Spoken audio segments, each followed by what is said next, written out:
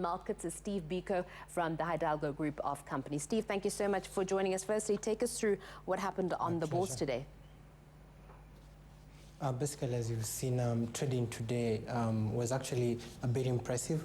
The aspect of supply and demand, demand was a bit high, supply was on the low side because as many analysts are actually putting it, many people are actually waiting to see how the budget will be on 11th of this month, and they can be able to decide whether they'll hold longer, they'll change the position on their portfolios. So we saw basically companies like Equity, which is planning to cross-list on the Ugandan Stock Exchange, being highly traded. We saw Safaricom, which basically dominates the market on any given day. The market went up because you know, there's some rejuvenation kind of, because many people actually seen that as a country we've gone through the worst period. So basically in what we call the recovery phase, and people actually taking strategic positions for the way forward. Well, let's take a look at Kenya's horticulture industry. We know it's taking a bit of beating, but do you expect this trend to continue to the third quarter of the year?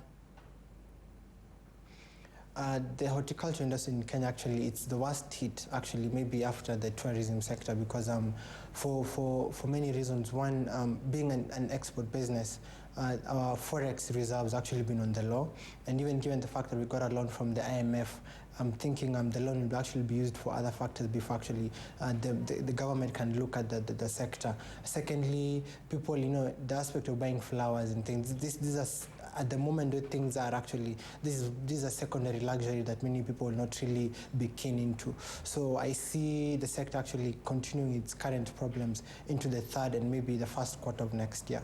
Well, like you mentioned, the horticulture sector is one of the country's top foreign exchange earners. How exactly will it fill its foreign reserves now? As things stand right now, I think the only way they can be able to actually recoup the losses and get back on recovery will be by having the government actually intervene. And one way of it will be the government actually seeking a loan, either from the IMF or from other development partners, to actually pump money into it. Secondly, as you've seen, we've been having liquidity issues in the country.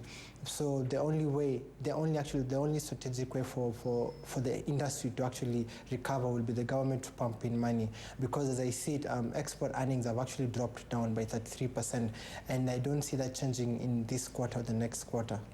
All right, Steve, thank you so much for your time there. Well, that's the latest on the Kenyan markets. Let's take a look at how some of the other bourses in Africa have been performing.